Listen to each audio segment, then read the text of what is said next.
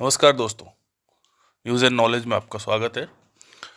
आज हम बात करेंगे बाबरी मस्जिद की खुदाई करने वाले मुस्लिम अफसर ने ज्ञानवापी के बारे में क्या बताया है। के मोहम्मद, जो कि बाबरी मस्जिद की खुदाई जो हुई थी, जो विवादित बाबरी ढांचा था, तो उसमें पहली बार वो खुदाई करने वाले एएसआई टीम में हिस्सा थे। वे कहते हैं कि ज्ञानवापी मस्जिद का पूरा स्ट्रक्चर सवालों के घेरे में है। वो स्ट्रक्चर कभी मंदिर का हिस्सा था, ऐसा के मोहम्मद साहब का कहना है। ज्ञानवापी केस के बारे में जानते हैं। क्या है ज्ञानवापी केस?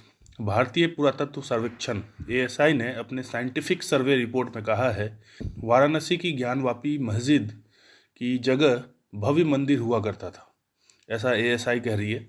उन्होंने सीलबंद लिफाफे में कोर्ट को सौंपी गई इस रिपोर्ट में कहा गया है कि ज्ञानवापी मस्जिद का निर्माण 17वीं शताब्दी में मुगल शासक औरंगजेब के काल में हुआ। इसके बाद 1792 से लेकर 1793 के बीच मस्जिद की मरम्मत हुई।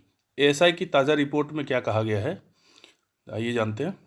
भारतीय पुरातत्व सर्वेक्षण एएसआई की ताज़ा रिपोर्ट 839 पेज की है। इस रिपोर्ट में साफ कहा गया है कि ज्ञानवापी मस्जिद को हिंदू मंदिर तोड़कर बनाया गया है, यानी यहाँ पहले कभी हिंदू मंदिर हुआ करता था, ऐसा एएसआई जो सर्वेक्षण किया उसमें पता चल रहा है। मस्जिद के अंदर देवनागरी में हिंदू देवी देवताओं के नाम वाले शिलालेख पाए गए। ये बहुत बड़ी बात है दोस्तों।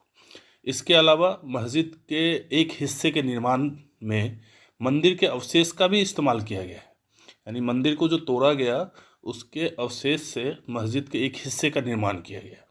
रिपोर्ट में कहा गया है कि मस्जिद के तहखाने में मूर्तिकला अवशेषों के संकेत मिलता है कि वहाँ एक बड़ा और भव्य हिंदू मंदिर पहले मौजूद था।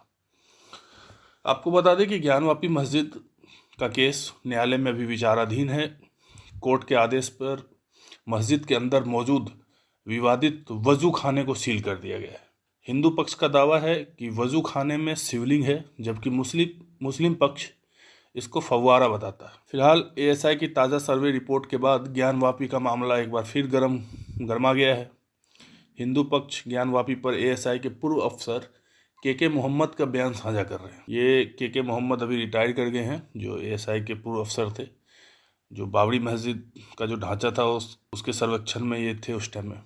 के मोहम्मद अयोध्या के विवादित बाबरी ढांचे के अंदर पहली बार जब खुदाई हुई थी उस टीम का हिस्सा थे, और बाद में उन्होंने अपनी रिपोर्ट में कहा कि वहाँ मंदिर था। सुप्रीम कोर्ट ने साल 2019 में अयोध्या विवाद पर अपने फैसले में के मोहम्मद अफसर के बयान को बाकायदा कोट किया था। ज्ञानवापी पर क्या कहते हैं के मोहम्मद? अभी फिलहाल द लल्लन टॉप को एक इंटरव्यू में जब के मोहम्मद साहब से पूछा गया कि ज्ञानवापी के वजू खाने के अंदर शिवलिंग है या फव्वारा, तो वो कहते हैं कि बात सिर्फ वजू खाने की नहीं है, बल्कि ज्ञानवापी मस्जिद का पूरा स्ट्रक्चर सवालों के घेरे में। वो स्ट्रक्चर कभी मंदिर का हिस्सा था, बाद में औरंगजेब ने इसको ध्वस्त कर मंदिर में तब्दील करवा दिया। के मोहम्मद साहब कहते हैं कि जब ज्ञानवापी या मथुरा के शाही ईदगाह की बात की जाती है या जिक्र किया जाता है, तो एक पक्ष कहता है कि चूँकि पहले हिंदू मंदिर में खजाने रखे जाते थे इसलिए इन पर हमला हुआ। अगर ऐसा है तो फिर मंदिर ध्वस्त क्यों किए गए?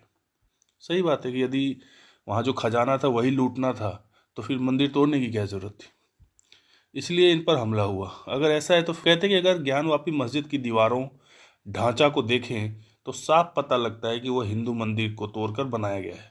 इसमें बहस की कोई बात ही नहीं है, ऐसा के मोहम्मद साहब कहते हैं। के मोहम्मद कहते हैं कि चाहे ज्ञानवापी मस्जिद हो या मथुरा का शाही ईदगाह, इन्हें हिंदुओं को सौंपना ही एकमात्र विकल्प है। सभी मुस्लिम धर्मगुरुओं को एकजुट होकर इन मस्जिदों को हिंदू पक्ष को सौंप देना चाहिए, क्योंकि ये स्थान हिंदू पक्ष के लिए बहुत खास है।